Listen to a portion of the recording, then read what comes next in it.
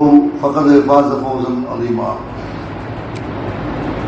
அன்பிற்குரிய இஸ்லாமிய சகோதரர்களே, பெரியவர்களே, அல்லாஹ்வுடைய பேரருளால் அவன் நம் மீது விதியாக்கி இருக்கிற ஒரு முக்கியமான கடமையை நிறைவேற்றுவதற்காக புனிதமிக்க ஜும்மா தினத்திலே நாம் எல்லாம் பங்கெடுத்துள்ளோம். இன்றைய ஜும்மா உரையிலே நேரத்தை சரியான வழியில் பயன்படுத்துவோம், சரியாக பயன்படுத்துவோம் என்ற தலைப்பில் சில மார்க்க அறிவுரைகளை நாம் அறிந்து கொண்டே இருக்கிறோம். நமக்கு வழங்கப்பட்டிருக்கிற நேரம் எவ்வளவு முக்கியமானது என்பதை நாம் அனைவரும் அறிந்து வைத்திருக்கிறோம். காலம் என்பது கண் போன்றது, கடமை புண் போன்றது என்று பழைய பழமொழிகளில் கூட கண்ணை போன்ற காலத்தை, நேரத்தை நாம் பாதுகாக்க வேண்டும் என்று நமக்கு சொல்லித்தரப்பட்டிருக்கிறது. நம்முடைய நேரம் வீணாக கழிவதையோ அல்லது நம்முடைய நேரத்தை மற்றவர்கள் வீணாக்குவதையோ நம்ம விரும்ப மாட்டோம். ஒரு பஸ்ஸில் வர்றோம், ரொம்ப மாட்டு வண்டி மாதிரி உருட்டுறான், நேரம் வீணாகிறது நம்ம விரும்புவோமா? என்ன மாட்டு வண்டி ஓட்டுற மாதிரி ஓட்டுறான், கொஞ்சம் அடிச்சு ஓட்டுங்க, கேள்வி கொண்ட மாதிரி சில பேர் செய்வாங்க, கொஞ்சம் அடிச்சு கொஞ்சம் வேகமாக ஓட்டுங்க. அப்போ மாட்டு வண்டி மாதிரி இவன் போறாங்கிறதுக்காக அது விரைவு வண்டி எல்லாம் கூட உருவாகுது. ஒன்றுனா இது கொண்டு வர்றான். மனுஷனுக்கு அப்படிலாம் பொறுமை இல்லை. பொறுமை அந்த காலத்தில் போன மாதிரி மாட்டு வண்டியில் மாதிரி போற மாதிரியே போக முடியும். அதுக்காக வேண்டி ஒன்று பாயிண்ட் இதெல்லாம் எதுக்குன்னு கேட்டால் நம்முடைய நேரத்தை மிச்சப்படுத்திருக்கலாம். யாரும் நம்முடைய நேரம் வீணா உருள விரும்பலை. ஒரு ரேஷன் கடைக்கு போறோம், ஆதார் மையங்களுக்கு போறோம், அரசு அலுவலகங்களுக்கு போறோம், அரசு மருத்துவமனைகளுக்கு போறோம். இங்க எல்லாம் போனா காலையிலிருந்து சாயங்காலம் வரைக்கும் நேரம் போயிடுது என்று அதையெல்லாம் கண்டு நம்ம எரிச்சல் அடைகிறோம். இதுக்கெல்லாம் போறதுக்கு பயப்படுறோம்.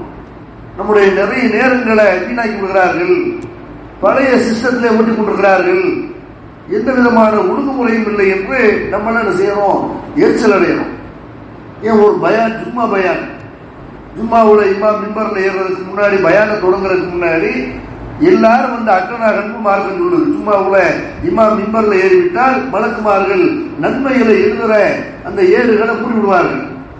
அதுக்கப்புறம் வர்றவங்களுக்கு ஒட்டகத்தை குர்பானி கொடுத்த நன்மையோ, மாட்டை ஆட்டை குர்பானி கொடுத்த நன்மையெல்லாம் கிடைக்காது. அதுல எல்லாம் லேட்டா தாமதமாக வரக்கூடியவங்க, இமாம் பயான் பண்ற ஆளு ஒரு 5 நிமிஷம் லேட் பண்ணிட்டாருன்னு வைங்க, கைத்தே பார்த்துட்டே இருப்பாங்க. இல்லை அப்படி பஞ்சு வாழ்த்தியா நடக்கிற மாதிரி என்ன செய்வாங்க, அப்படி வாட்சியே பார்த்துட்டே இருப்பாங்க. என்னடா இவ்வளவு அறுக்கிறாரு, நல்ல பயணத்தான் இருக்கும். ஒரு 5 நிமிஷம் 10 நிமிஷம் லேட் ஆகிட்டா இப்படி போட்டு அறுக்கிறாரு மனுஷன், மைக்கை வாங்கி விடமாட்டேன்றாரு. இப்படி எல்லாம் நம்முடைய நேரங்கள் எந்த வகையிலும் வீணாக கூடாதுன்னு வேற வழியில எல்லாம் வீணாக்குவோம்.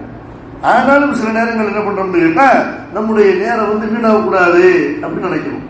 எல்லாம் சிஸ்டமேட்டிக்கா கரெக்டா நடக்கணும். நம்ம நேரத்தை வந்து சில இடங்கள்ல தாழ்த்துகிற காரணத்தினால பல நஷ்டங்களை அடைய வேண்டி வரும் நம்ம விலக்கி வச்சிருக்கோம். பரீட்சைக்கு நம்ம கரெக்டா படிக்க வேண்டிய நேரத்தில் படிக்கல, பரீட்சை எழுத முடியுமா? ஒரு வருஷம் அதுக்காக வேண்டி வெயிட் பண்ற மாதிரி போயிடும். ஒரு ட்ரெயினை பிடிக்கணும், ட்ரெயினை சரியான இடத்துல போய் பிடிக்கிறோம்னா அதுக்காக வேண்டி ஒரு 2 மணி நேரம் இன்னொரு பஸ்ஸுக்காக வேண்டி காத்திருந்து அப்புறம் ஒரு 2 மணி நேரம் லேட்டா போய் சேர வேண்டி வரும். இப்படி எல்லாத்துலயுமே ஒரு இன்டர்வியூ, நல்ல வேலைக்காக வேண்டி இன்டர்வியூக்கு போறாங்க, நம்மளை அதை மிஸ் பண்ணிட்டோம், நல்ல வேலை போயிடும். ஒரு பிளைட்டை மிஸ் பண்ணிட்டோம், வெளிநாட்டு வாய்ப்பு போயிடும். இப்படி எல்லாத்துலயுமே நம்ம வந்து நேரம் தாழ்த்துமையானால், நேரத்தை கருத்துமையானால் அது நமக்கு பல பாதிப்புகளை உண்டாக்குது என்பதை அறிந்து வச்சிருக்கணும்.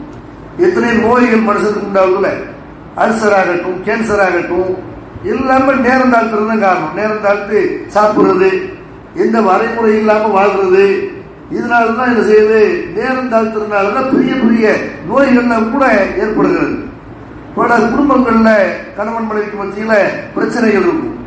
ஜமாத்தார்கள் வந்து ஆளை போட்டு அதை நார் வச்சிருவாங்க. அதை உடனே சுட்டோட சூட பேசி ஒரு குறிப்பிட்ட காலத்துக்கு தள்ளிப்பட வேண்டியதுதான்.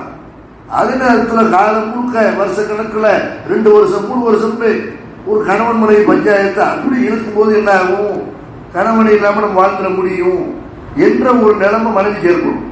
மனைவி இல்லாம நம்ம வாழ்ந்துட்டோம், 2 வருஷம் வாழ்ந்துட்டோமே, விவாகரத்துல போய் முடியும். எதுலையுமே நம்ம நேரம் கடத்துவோமையானால் நம்முடைய வாழ்க்கையை கூட ஒரு முடிவுக்கு வந்து வர்றதை பார்க்கணும். அப்ப இப்படி எல்லாம் நேரத்துடைய அருமையை நம்ம விளங்கினாலும் பல நேரங்களில் நம்ம பலர் இந்த நேரத்துடைய அருமையை விளங்காம இருக்கிறாங்க. எந்த நேரத்தை எதுக்கு செலவழிக்கணும், எதுக்கு செலவழிக்க கூடாது என்று விளங்காமலே தன்னுடைய பொன்னான நேரங்களை எல்லாம் வீணடித்துக் கொண்டிருக்கிற ஒரு காட்சியை நம்ம பார்க்கிறோம். இதனால்தான் நம்ம நேரத்தை எப்படி பயன்படுத்தணும், மார்க்க நமக்கு இது சம்பந்தமா என்ன அறிவுரைகளை சொல்றது என்பதை இன்றைய தலைப்பாக நம்ம எடுத்துருக்கோம். திருமுறை குர்ஆன்ல அல்லாஹ் ரப்பல் ஆலமீன் நேரம் முக்கியமானது அப்படிங்கிறனாலதான் நேரத்தின் மேலே அல்லாஹ் சத்தியம் பண்றான். வல் ஃபஜ்ர், அதிகாலையின் மீது சத்தியமாக. ஃபஜர் நேரம் முக்கியமானது.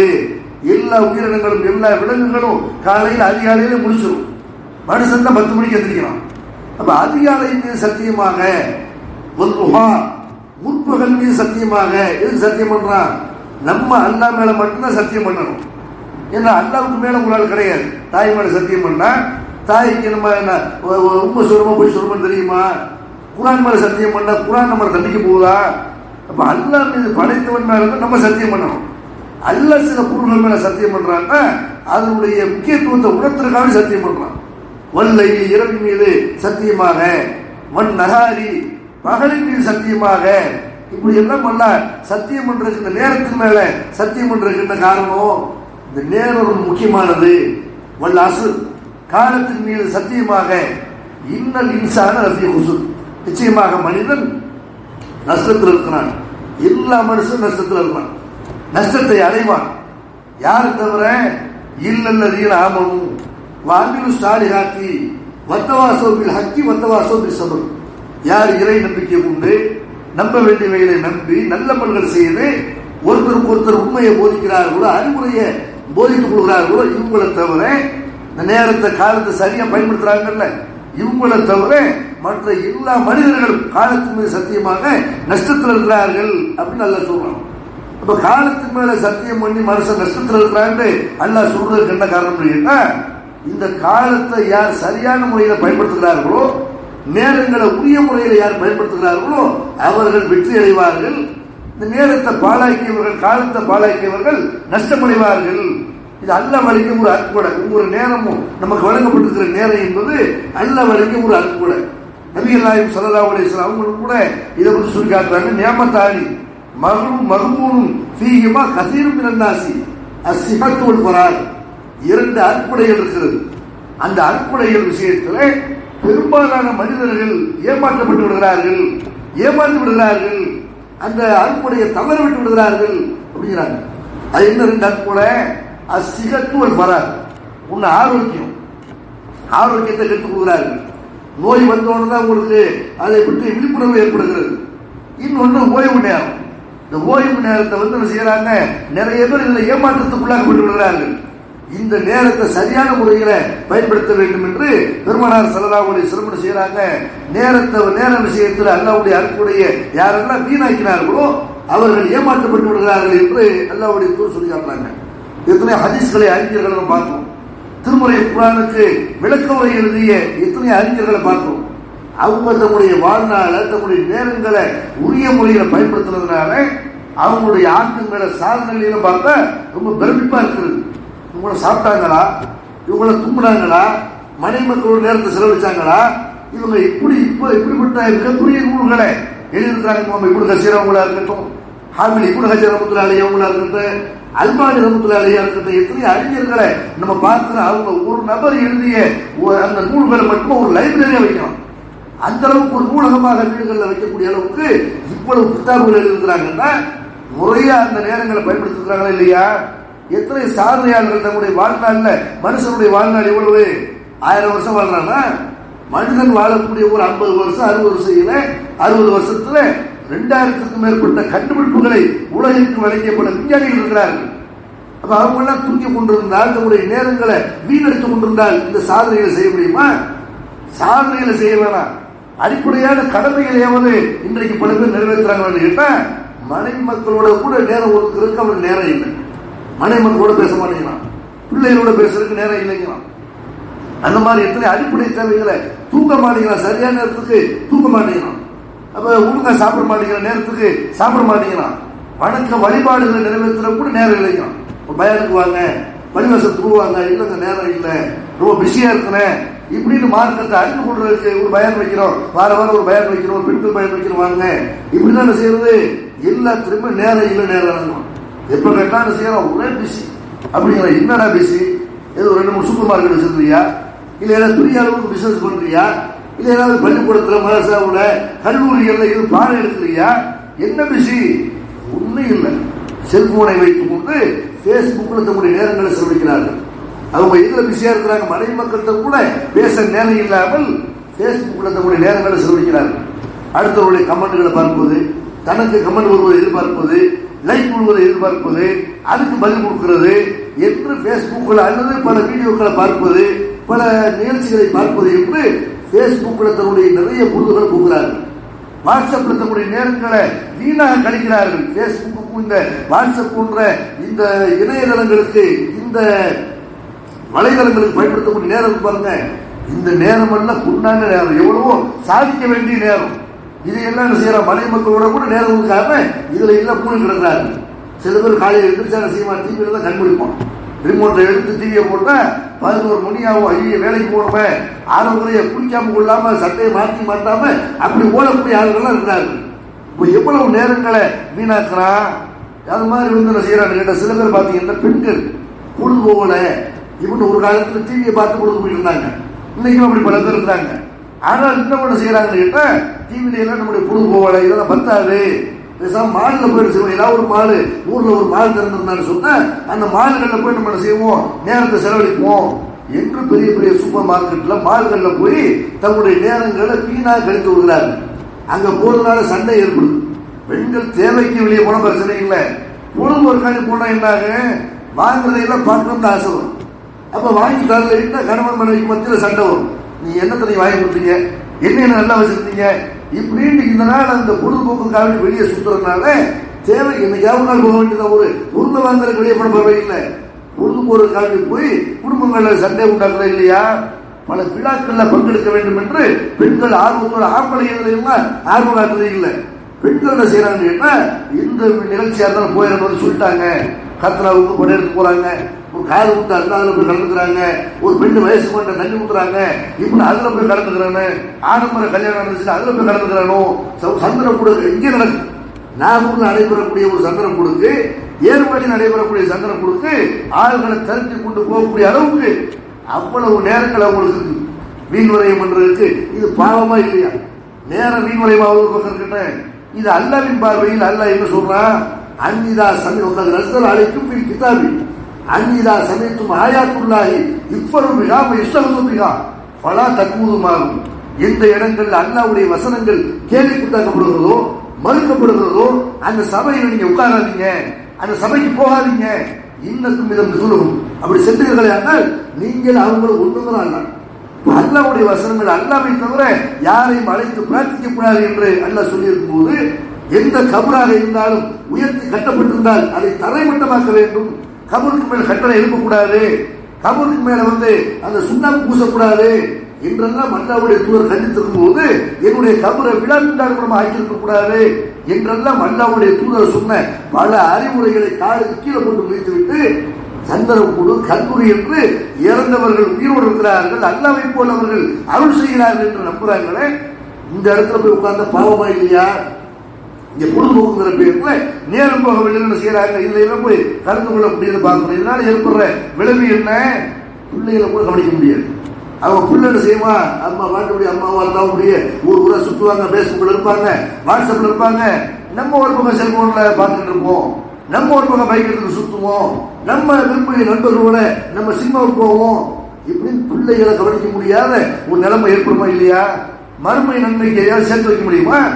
திருமலை குர்ஆன்ல அல்ல பல இடங்கள்ல நமக்கு இதை அறிவுறுத்தலாம். ஓய்வு நேரத்தை ஒழுங்கா பயன்படுத்துங்க. இதா பரகத்தை ஃபன்சல் வயிலா ஆரம்பிக்க பருகம். உனக்கு ஓய்வு கிடைக்கும் பொழுது நீ முயற்சி பண்ணு, உன் இறைவனின் பக்கம் ஆசை வை, மறுமைக்கு ஆசைப்படு, சுக்கத்துக்கு ஆசைப்படு, ஓய்வு நேரத்தில் அல்லாஹ்வை நெருங்கக்கூடிய காரியத்தை பண்ணு இப்படிங்கிறாங்க. வல்குர் ரப்பக்க ஃபீ நஃப்ஸிக தலர்வ ஹீபத்தன் வதூன ஜஹரி மினல் கௌலி பில் உதுபி வல் ஆசார் வலா தக்கும் மினல் காஃபிரீன். நபியே, உன்னுடைய இறைவனை மனதுக்குள்ள நீ திக்ர் செய், சத்தம் போட்டு திக்ர் செய்யாத, பணிவோடு திக்ர் செய், ரகசியமாக திக்ர் செய். அலட்சியம் செய்தவர்கள் ஒரு ஆள் ஆயிராத, உன்னுடைய நேரங்காலத்தை அலட்சியம் பண்ணிடாத, கிடைக்கக்கூடிய ஓய்வு நேரங்கள்ல இறைவனை நினைவு கூறு. இப்படி நல்லா சொன்னான். அலட்சியமா நம்ம நன்மைகளை தள்ளி போட்டு வைங்க, பின்னாடி செஞ்சுக்கலாம், வயசான காலத்தை பார்த்துக்கலாம், லேட்டா தொழுதுக்கலாம், லேட்டா நோம்பு வச்சுக்கலாம், இப்படின்னு நம்ம தள்ளி போட்டு கொண்டு போவோமே. ஆனால் அல்லாஹ்வுடைய தூதர் அதை எச்சரிக்கை பண்றாங்க. அமல்களை செய்ய முடியாத ஒரு காலம் இருக்கும்.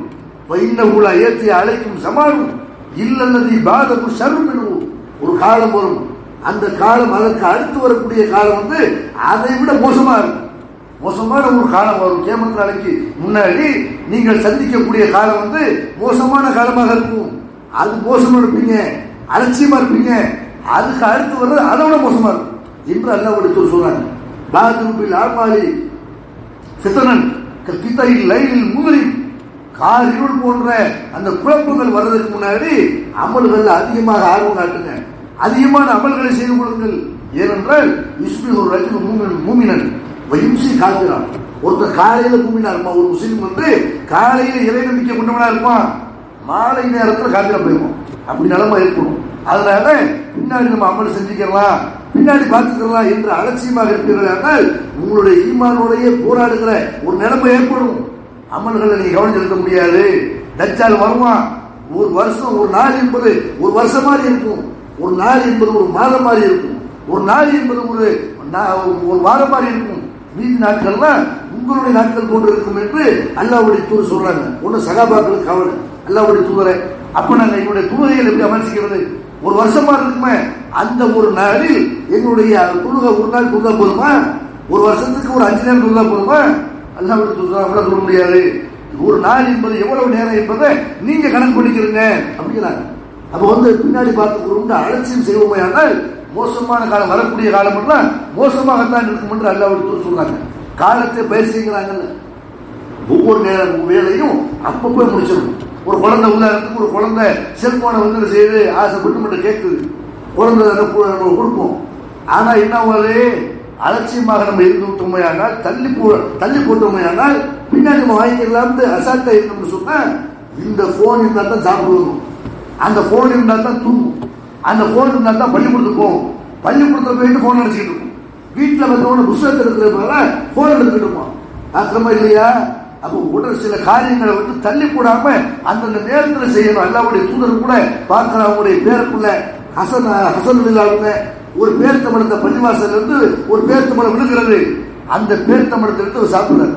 அல்லாஹ்வுடைய தூதர் உடனே அதை துப்ப சொல்றாங்க. வாயில கையை விட்டு கசு செய்யறாங்க, துப்பு.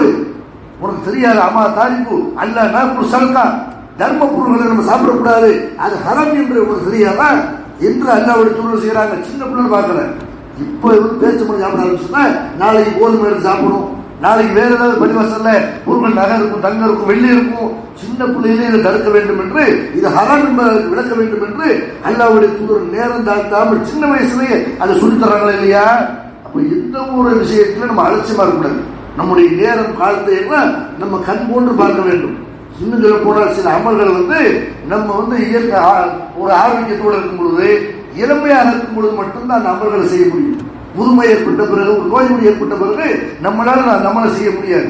இப்ப இஸ்லாமிய மார்க்கத்தில் நம்ம தொழுகையை மார்க்கம் சொல்லுது, நின்று தொழுகணும் அப்படின்னு சொல்லப்பட்டிருக்கல. வயசாயிட்டு நின்று சொல்ல முடியுமா? இளமையில நின்று தொழுதாதான், ஆரோக்கியமாக இருக்கும்போது நின்று தொழுதாதான். அப்ப அந்த நேரத்தை நம்ம தவற விட்டோம் என்றால் நின்று தொழ முடியாத நிலைமை ஏற்படும். ஹஜ் முரா செய்யணும், ஹஜ் முரா பண்றாங்க, இளமையில ஆரோக்கியமாக இருக்கும்போது பண்ணாதான் ஹஜ் முரா செய்ய முடியும். அங்க தவாபு செய்ய முடியாது, சுத்தணும். நம்ம நடந்து சுத்த முடியுமா? வயசான காலத்துல சுத்த முடியுமா? நம்ம உட்கார்ந்து வீல் சேர்ல நம்மளை தள்ளிட்டு வேற ஒரு ஆளு நம்மளை தள்ளிட்டு போகணும். அதை சாய் பண்ணி நம்ம சபாவுக்கு மரபாவுக்கு இடையில துப்பாட்ட ஓடணுமே, ஒவ்வொரு இடத்துலையும் போய் நம்ம தங்கணுமே, ஜம்ராவில் கல்லறியணுமே. எல்லாமே ஹஜ் முரால உள்ள பல வழக்கங்களை நீங்கள் எடுத்துக்கொண்டீர்கள். இளமையா இருக்கும்போது, ஆரோக்கியமா இருக்கும்போது செய்ய முடியுமே தவிர வயசான காலத்தில் அதை எல்லாம் செய்வதற்கு நம்ம சிரமப்படுவோம். எத்தனை நோம்புகள் விடுபட்டு போயிடுது. அந்த நோம்புகளை எவ்வளவு பேர் கணக்கு பண்ணி வைக்கிறோம், பின்னாடி வச்சுக்கிறோம். அலட்சியமாக நேரத்தை காலத்தை நம்ம தாழ்த்துமையானால் கடைசியில் வைக்கவே முடியாம போயிடும். முதுமை காலத்தில் வைக்க முடியுமா? ஒரு நோய் நொடி ஏற்பட்டு சுகர் பிரஷர் ஏறின பிறகு அதுக்கு பிறகு வைக்க முடியுமா? எத்தனை நேர்ச்சிகள் அல்லாஹ் கொண்டு நேர்ச்சை பண்ணிருப்போம். நமக்கு ஒரு தேவை ஏற்பட்டிருக்கும், ஒரு வயிற்று வலியா இருக்கு, ஏதாவது ஒரு பிரச்சனைகள் மாட்டிட்டு இருக்கோம். இந்த தேவை நமக்கு நிறைவேற வேண்டும் என்றால் யாரெல்லாம் எனக்கு வந்து இந்த தேவையை நிறைவேற்றினால் உனக்காக நோம்பு வைக்கிறேன், உனக்காக நான் வந்து 10 ஏழைக்கு உணவளிக்கிறேன் என்று நேர்ச்சி பண்ணியிருக்கோம்.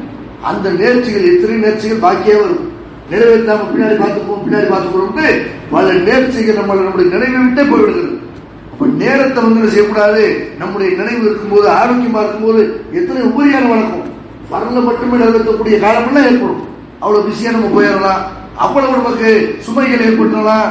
அப்ப ஆரோக்கியமாக இருக்கும்போது, இளமையாக இருக்கும்போது, ஃப்ரீயாக இருக்கும்போது, ஓய்வு நேரங்கள்ல இந்த அமல்களை எல்லாம் நம்ம செய்யணும். அது மட்டும் இல்லாம நமக்கு எப்ப வேணாலும் மரணம் ஏற்படலாம்.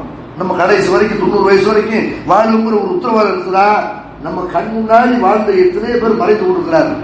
மறையும் போது பார்க்கிற அண்ணன் மூத்தாகும் போது, அத்தா மூத்தாகும் போது, நண்பர்கள் மூத்தாகும் போகும்போது நமக்கு தெரிந்த எத்தனையோ பேர் நம்ம வயதுடையவர்கள், நம்ம காலத்தில் வாழ்ந்தவர்கள் மரணத்தை சந்திக்கும் பொழுது அப்ப நமக்கு ஒரு உணர்வு ஏற்படும். நமக்கு இந்த மரணம் இருக்குது, நாளைக்கு இந்த சேர்ந்து கரெக்டா துருதுறன்னு, நாளைக்கு நம்ம இந்த பாவத்தில் ஈடுபடக்கூடாது என்று ஒரு மரணம் ஏற்படக்கூடிய நேரத்தில், ஒரு கொரோனா போன்ற ஒரு நோய் நொடிகள் ஏற்படக்கூடிய நேரத்தில் உடனே சுதாரிக்கணும். அது காலம் கடந்து விட்டால் என்ன செய்யறோம், சர்வ சாதாரணமா நமக்கு வரல இல்ல, நமக்கு மூத்தூர் நம்ம சாவடையில, கொரோனாவோட நம்ம சாவடையில, நம்ம சாவடை நேரத்தை பார்த்துக்குவோம் என்று தள்ளி போடுறவங்க எப்பொழுது வேண்டுமானாலும் மரணம் வரலாம். அல்ல அவருடைய தூதர் சொல்லி காட்டுறாங்க, நீங்க தள்ளி போடுவீங்க, அல்ல ஒரு குறிப்பிட்ட காலம் வச்சிருக்கலாம். இதுக்கு இது வரைக்கும் நீங்க அமல் செஞ்சாதான் அந்த அமல்கள் ஏற்றுக்கொள்ளப்படும். இது வரைக்கும் பாவமணிப்பு கேட்டாவ அந்த பாவமணிப்பு ஏற்றுக்கொள்ளப்படும். ஒரு ஆளுக்கு அல்ல நல்ல ஒருத்தர் சொல்றாங்க, ஆதரல்லாஹு இளமுறையின் அகர அஜலகு ஹத்தா பலக சித்தீன சனா. ஒரு மனிதனுக்கு அல்ல 60 வருஷம் வாழ்க்கையை கொடுத்துருக்கிறான். 60 வயசு வரைக்கும் அவரை வாழ வைக்கிறான். 60 வயசு வரைக்கும் ஒரு திருந்தல, 60 வயசு வரைக்கும் துருவல, 60 வயசு வரைக்கும் நோன்பு வைக்கல, 60 வயசு வரைக்கும் ஒரு எந்த கடமைகளும் செய்யல. இவர் மறுமை நாளையில காரணம் சொல்வாரே என்றால் அல்லாஹ் அதை ஏற்றுக்கொள்ள மாட்டான் என்று பெருமானார் ஸல்லல்லாஹு அலைஹி வஸல்லம் 60 வயசு வரை ஆயுள் வழங்கப்பட்டவர் சொல்லக்கூடிய எந்த காரணத்தை அல்லாஹ் ஒப்புக்கொள்ள மாட்டான் என்று அல்லாஹ்வுடைய தூதர் சொல்றாங்களே. அல்லாஹ்ட்ட போய் என்ன காரணம் சொல்ல போறோம்? அல்லாஹ் நமக்கு கொடுத்த இந்த ஆயுளை பற்றி, இந்த காலத்தை பற்றி, நேரத்தை பற்றி மறுமையில் விசாரிப்பானா இல்லையா? அல்லாஹ் எச்சரிக்கை பண்றான், ஹத்தா இதா ஜா அஹதமுல் மௌது, அவர்களில் ஒருவருக்கு மரணம் ஏற்படும் பொழுது கால ரப்பில் ஜூன், அந்த நேரத்தில் மனுஷன் கேட்பான், யாரில் எனக்கு திரும்ப அனுப்பு, கொஞ்ச நேரம் கொடு, இருக்கிற நேரத்தை வீணாக்கிறா, லாலி ஆமொழு சாலிகள் தீமா தரக், நான் விட்டு வந்த எல்லா அமல்களையும் நான் செய்ய வேண்டும் அப்படின்னு அல்லாஹ்ட்ட மனுஷன் கேட்பான். அல்லாஹ் தருவானா? மௌத்தா ஒரு நேரத்துல இந்த மாதிரி எனக்கு 1 மணி நேரம் டைம் உண்டு, அல்லாஹ் தருவானா? டைம் முடிஞ்சு போச்சு. அல்லாஹ் பொறுத்த வரைக்கும் பஞ்சு வாழ்க்கை. நம்ம தான் என்ன செய்யறோம், நம்ம நேரத்தை மிஸ் பண்ற பல நேரங்களை அல்லாஹ் வழங்கி 60 வருஷத்துல உள்ள அவ்வளவு நேரங்களை வீணடிக்கிறோம். அல்லாஹ்வை பொறுத்த வரைக்கும் ஒரு குழந்தை இத்தனை இவ்வளவு மாசத்துல வெளியே வரணும்னா வந்து வெளியே வந்தே தீரும். இத்தனை மணிக்கு மழை பெய்யும் அல்லாஹ் வச்சிருந்தா மழை வந்துதான் தீரும். உலகம் முழுவதும் வெள்ளிக்கிழமை கியாமத் நாள் ஏற்படும் என்றால் 1 நிமிஷம் முந்தோஞ்சியாது, 1 நிமிஷம் பிந்தோஞ்சியாது. அல்லாஹ் பொறுத்த வரைக்கும் மூத்து என்று வைத்துவிட்டால் கரெக்டா வந்து கத்தினாலும் கதறினாலும் கல்லா இன்னகா களிமத்து காயுவா, இது இவனுடைய வெற்று உலகல் வம்மின் வராயின் வருஷக்கூடியா பார்ப்போம். அவர்கள் மறுமையில எழுப்பப்படும் நாள் வரைக்கும் அவர்களுக்கு இந்த துன்யாவுக்கு முறையில திரை போடப்படுகிறது. அங்கிருந்து நீ வரவும் முடியாது. அங்க போயிட்டு இருக்கிற உண்மையை நோக்கி போயிட்டு இருக்கிற திரும்ப ரிட்டனுக்கு வேலை கிடையாது என்று அல்லாஹ் என்ன செய்யலாம், மரணம் ஏற்படுற நேரத்துல மனுஷனுக்கு நேரத்தை கொடுக்கறது இல்லை. அப்ப நம்ம முடிவு பண்ணணும், நம்முடைய ஆய்வு முடிவதற்குள்ளாக நமக்கு கிடைக்கக்கூடிய நேரங்கள் எல்லாம் நல்ல வழியில் பயன்படுத்தணும். எத்தனையோ கடந்த காலங்கள்ல பாவங்கள் செஞ்சிருப்போம், நம்ம பாவத்துக்காக அல்லாஹ் மன்னிப்பு ஏற்கணும். எப்போ வேணாலும் மரணம் ஏற்படலாம் என்பதை பயந்து நம்முடைய கடந்த காலத்தில் செய்த பாவங்களுக்கெல்லாம் மன்னிப்பு ஏற்கணும். எத்தனை பேர்கிட்ட கடன் வாங்கியிருப்போம், கடன் திருப்பி தரக்கூடிய அளவுக்கு அல்லாஹ் வாய்ப்புகளை கொடுப்பான். சில பேர் அலட்சியம் செய்வார்கள், அப்புறம் பார்த்துக்குவோம், திருவள்ளுவர் இப்ப தேவையில்லை என்று என்ன செய்யறோம், கடனை வாங்கிவிட்டு அதை கொடுக்காமல் அலட்சியம் பண்ணுவோம். மரணம் ஏற்பட்டு விட்டால் அந்த பாவத்தோடு தான் நம்ம போய் மூத்தாவது நிலைமை இருக்கும். உடனடியாக இப்ப என்ன செய்யணும், கடனை அழைப்பதற்கு முயற்சி பண்ண வேண்டும். நம்ம எத்தனை மனிதனுடைய உரிமைகளை மீறி இருப்போம், யாரை பத்தியா புறம் பேசியிருப்போம், யாரை பத்தியா அவதூறு பரப்பி இருப்போம், யாரையா திட்டி இருப்போம், யாரையா அடிச்சிருப்போம், யாருடைய பொருளாதாரத்தை சுரண்டி இருப்போம். அவர்கள்ட்ட இப்போ மன்னிப்பு ஏற்கணும். வரட்சணை வாங்கியிருந்தால் மாமனார்ட்ட போய் மன்னிப்பு ஏற்கணும். இதுக்கு பரிகாரம் பண்ணிடுறேன், மறுமையை குடிச்சிடாதீங்க என்று நமக்கு கிடைத்த நேரங்களை எல்லாம் கடந்த காலத்தில் செய்த பாவங்களுக்கு பரிகாரம் செய்யக்கூடிய ஒரு நேரமாக மாற்றிக்கொள்ள வேண்டும். பெற்றோர்களோடு நேரம் ஒதுக்கும். எத்தனை முதியவர்கள் பெற்றோர்கள் நம்மோடு நம்முடைய பொருள்களை போக்கியிருப்பார்கள். அந்த பெற்றோரோடு நம்முடைய வீட்டில் உள்ள முதியவர்களோடு நேரம் ஒதுக்கி அவங்களுடைய அனுபவத்தை கேட்கணும். அனுபவம் என்பது எத்தனை பேர் செய்யறோம், நமக்கு வந்த பிறகு பார்த்துக்கணும்னு நினைக்கிறோம். பாடம் கற்றவர்கள், நமக்கு முன்னாடி வாழ்ந்தவர்கள் இருக்கிறாங்கல்ல, அவங்கள்ட்ட அனுபவத்தை கேட்கணும். உங்களுடைய அனுபவத்தை சொல்லுங்க என்று அவங்களோட நேரம் ஒதுக்கணும். உறவினர்கள், எத்தனை உறவினர்கள் பல வருஷ கணக்கில் ஆயிருக்கு அவங்கள போய் பார்த்து மூத்தா பண்ண பார்க்க முடியுமா? மூத்துல தான் உறவினர்கள் ஒன்று சேர்றோம். தவிர மூத்து தான் உறவுகளை ஒன்று சேர்க்கணுமா? உசுரோடு இருக்கும்போது சந்திக்கணும். பக்கத்து வீட்டில் என்ன நடக்குது தெரியாம எத்தனை பேர் இருக்கும். அப்போ உறவினர்களை போய் நேரம் கிடைக்கக்கூடிய நேரத்தில், ஓய்வு நேரத்தில், ஓய்வு முட்டை சில ஊர்கள் என்ன நினைக்கிறாங்க, சில ஊர்களை பார்த்தீங்கன்னா லீவ் விட்டாலும் வைங்க பஸ்ல ஃபுல்லா ஊருக்கு என்ன காரணம், அது வந்து ஃபர்லமா நினைக்கிறாங்க. ஊருக்கு போகணும் என்பதை சுற்றுலா போகணும், வெளியூர் போகணும், சொந்தக்காரங்க வீட்டுக்கு போகணும்னு சொல்லி ஒரு ஃபர்லமா நினைக்கிறார்கள். விடுமுறையை வந்து சுற்றுலா சுற்றி ஊரை சுற்றி பார்த்து அப்படிதான் நினைக்கணுமா? ஓய்வு நேரங்களை நீ தேவைப்பட்டால் வருஷத்துக்கு போற பிரச்சனை இல்லை, எப்ப பார்த்தாலும் பொழுதுபோக்கா. பொழுதுபோக்கு என்பது வாழ்க்கையில ஒரு அங்கமை தவிர அதையே ஒரு வாழ்க்கை என்று செய்யறாங்க. நிறைய பேர் அப்படி நினைக்கிறாங்க. ஜாலியா இருக்கணும், ஜோக்கு பார்க்கணும், ஜோக்கு அடிக்கணும், இதை ஒரு பொழுதுபோக்கு என்ன செய்யறாங்க, ஒரு வாழ்க்கையாக நினைக்கிறார்கள். உறவினர்களை சந்திக்கணும். எத்தனை பேர் ஹஜ் முறாவுக்கு போகும்போது மட்டும்தான் உறவினர்களை போய் சந்திப்பாங்க. பேசாத ஆளுகிட்ட போய் செய்யறது, அப்ப போய் மன்னிப்பு கேட்கறது. மூத்தாயிட்ட ஹஜ் முறை போகல, மூத்து வந்துருச்சுன்னா மன்னிப்பு கேட்க முடியுமா? உயிரோடு வாழக்கூடிய காலத்தில் யாருக்கும் நமக்கு மத்தியில பகைமை இருக்குதோ அல்லாஹ் நம்முடைய அமல்களுக்கு கூலி இருந்து நிப்பாட்டி வச்சிருவோம். ஒவ்வொரு திங்கள் கிழமையில வியாழக்கிழமையிலையும் நம்முடைய அமல்கள் அல்லாஹ் எடுத்து காட்டப்படுது. அப்ப அல்லாஹ் செய்வான், ஏமா அல்லாஹ்வுக்கு இணை வைக்கிறானோ, ஏமா ரெண்டு பேருக்கு மத்தியில சண்டை இருக்குதோ, பேசாம இருக்கிறானோ, அவனுடைய அமலுக்கு கூலி எழுத நிப்பாட்டி வைங்க அல்லாஹ்வுடைய தூதர் சொல்றாங்க. அல்லாஹ் சொல்றாங்க. அப்ப நம்முடைய அமல்கள் அல்லாஹ்ட்ட கூலி கொடுக்கப்பட வேண்டுமே ஆனால் எந்த ரெண்டு பேருக்கும் நமக்கு இன்னொருத்தர் மத்தியில பகைமை இல்லாம என்ன செய்யணும்? அல்லாஹ்வுக்கா சில பேர் பகைச்சிருப்போம். தண்ணி வண்டியா இருக்கிறோம் அதனால பேசாம இருப்போம். வட்டி கொடுத்துருக்கிற மக்களை சுரண்டான் அதனால பேசாம இருப்போம். அதை தவிர நமக்கு நம்முடைய உறவினர்களுக்கு மத்தியில், அண்டை வீட்டாருக்கு மத்தியில, நண்பர்களுக்கு மத்தியில பகைமை இருக்குமே ஆனால் உடனே அதை களையணும். நம்முடைய குடும்பங்களில் எத்தனை பிரச்சனைகள், கணவனுடைய பிரச்சனை இருக்கும், அண்ணன் தம்பி பிரச்சனை இருக்கும், அதுல எல்லாம் தலையிட்டு தீர்வு சொல்லணும். 5 வேளை தொழுகைகளை சரியான முறையில் நம்ம நிறைவேற்ற வேண்டும். ஒவ்வொரு நாளும் 5 வேளை தொழுகை இருக்காது மார்க்கம் சொல்லி இருக்குது. இந்த 5 வேளை தொழுகை நேரத்தோட தொழுதம்னு சொன்னா நம்ம லைஃப்ல எப்ப வேணாலும் எந்தெந்த நேரத்துல என்ன செய்யணுமோ கரெக்டா செய்ய ஆரம்பிச்சிடும். அது அல்லாஹ் சொல்றான், இன்ன ஸலாத்த கானத்தல் முஃமினீன கிதாபம் மௌகூதா. தொழுகை என்பது நேரம் குறிக்கப்பட்ட கடமை அப்படிங்கிறாங்க. அப்ப அந்த நேரம் ஒவ்வொரு நேரத்துல உள்ள தொழுகையை கரெக்டா தொழுகணும். திருமுறை குர்ஆனை அன்றாட ஓதுறது. எத்தனை பேர் குர்ஆன் ஓத தெரியாம இருக்கும்? நம்முடைய நேரங்கள் அதுக்காண்டி பயன்படுத்துகிறோமா? இன்னைக்கு குர்ஆன் ஓதுறது கஷ்டம் கிடையாது. எத்தனை யூடியூப்கள்ல போன செய்யலாம். இந்த யூடியூப் போன்ற வலைதளங்களை எல்லாம் நம்ம தவற வந்து செய்யற பயன்படுத்திட்டு இருக்கிறாங்க பல பேர். இதுல உட்கார்ந்து கொண்டு குர்ஆனை நீங்கள் கற்கலாம், இதுல உட்கார்ந்து கொண்டு அரபு இலக்கணங்களை கற்கலாம், ஆங்கிலத்தை கற்கலாம், இதுல சமையலை கற்கலாம், தையலை கற்கலாம். இதுல எத்தனை விஷயங்கள் என்ன செய்யலாம்? நம்ம தெரியாத பல விஷயங்களை போல அறிவுகளை நம்ம வளர்த்துக் கொள்ளலாம். இதுல உட்கார்ந்து நேரத்தை போக்குறாங்க, சினிமா பார்த்து, ஆபாச படங்களை பார்த்து இதுல நேரங்களை வீணாக்குறாங்களே, அதுலயே நம்ம நேரத்தை சரியான முறையில் செய்யலாம், பயன்படுத்திக் கொள்ளலாம். மார்க்கத்தை கற்பதற்காக நேரம் ஒதுக்கணும், மார்க்கத்தை மற்றவங்களுக்கு சொல்றதுக்காக நேரம் ஒதுக்கணும். நீ பார்க்கலாம் பல ஊர்களில் பெரிய செல்வந்தர்களாக இருப்பாங்க, ரோட்ல உட்கார்ந்து விட்டு முஸ்லீம் இல்லாத மக்களுக்கு குர்ஆனை கொடுத்துட்டு இருப்பாங்க, புத்தகத்தை கொடுத்துட்டு இருப்பாங்க, பெரிய குடும்பங்கள் இருப்பார்கள். எந்த விதமான பெருமையோ ஆணவமோ இல்லாம அவங்க செய்யறாங்க. ஏன் நம்ம செய்ய முடியாது? நம்ம உயிரோடு வாழக்கூடிய காலத்துல எத்தனை பேர் நம் மூலமாக இஸ்லாத்தை ஏற்றார்கள், எத்தனை பேர் நம் மூலமாக ஏகத்துவத்தை விளங்கினார்கள் என்று நம்ம கணக்கு போடணுமா இல்லையா? அதை சிந்திக்கிறோமா இல்லையா? மூத்தவர்களுக்கு முன்னாடி பல பேர் இஸ்லாமிய மார்க்கத்தை கொண்டு வரணும், பல பேருக்கு இந்த தௌஹீதை சொல்லிடணும் என்ற ஒரு ஈடுபாட்டோடு என்ன செய்யணும்? ஒரு சபலை எடுத்து இந்த வேலைகளை செய்யணும். எத்தனை நோயாளிகள் நம்முடைய குடும்பத்திலையும் வெளியே எத்தனை நோயாளிகள் இருக்கிறார்கள். நமக்கு கிடைக்கக்கூடிய ஓய்வு நேரங்களை போய் பாருங்க. அல்லாஹ் நம்ம அப்பதான் அல்லாஹ்வுடைய அருமை, அவருடைய நேமத்தை நமக்கு விளங்கும். அல்லாஹ் நமக்கு இப்படி அருள் செஞ்சிருக்கோம். இப்படி விதவிதமான நோய்கள், கால் போய் ஊத்தம் கிடக்கிறான், கை போய் ஊத்தம் கிடக்கிறான், தலையில அடிபட்டு ஊத்தம் கிடக்கிறான், அல்லாஹ் நம்மளை இப்படி வச்சிருக்கான். தெரிந்து கொள்ள முடியாத பல நோய்கள், மூளைக்கு உள்ள பல நோய்கள் இருக்கிறது என்று ஒவ்வொரு நோயாளி போய் நலம் விசாரித்து அவங்களுக்கு ஆறுதல் சொல்லி அப்படி நம்ம போய்விட்டு திரும்பி வர்ற வரைக்கும் ஒருத்தர் சொர்க்கத்துடைய கனிகளை தட்டி பறித்துக் கொண்டிருக்கிறார் என்று அல்லாஹ்வுடைய தூதர் சொன்னாங்களே, அந்த நன்மையான காரியங்களை செய்யணும், பங்கெடுக்கணும். எத்தனை பேர் மூத்தா இருப்பார்கள், மூத்துல போய் கலந்து கொள்ள முடியாத நிலைமை ஏற்பட்டிருக்கும். அந்த நமக்கு நேரம் கிடைக்கக்கூடிய நேரத்தில் அந்த வீட்டில் போய் அவங்களுக்கு ஆறுதல் சொல்றது, அவங்க கஷ்டப்படக்கூடியவர்களாக இருந்தால் அவங்களுக்கு உதவி செய்யறது என்று இந்த மாதிரியான நம்முடைய நேரங்களை எல்லாம் இப்படி பயன்படுத்தணும். நம்முடைய பிள்ளைகளுக்கு மார்க்கத்தை சொல்லிவிட்டாலும் போதுமே, பிள்ளைகளை உட்கார வச்சு என்ன பண்ணி மனசால ஓதுற, இந்த தொழுகை கத்துக்க, நோம்ப கத்துக்க, குரான் இப்படிலாம் இருக்குது, இப்படிதான் தொழுகணும் என்றெல்லாம் நம்முடைய பிள்ளைகளுக்கு நம்முடைய நேரத்தை ஒதுக்குறோமா? மார்க்கத்தை நம்முடைய பிள்ளைகளுக்கு நம்ம ஒதுக்கி நேரத்தை ஒதுக்கி சொல்லிக் கொள்றோமா?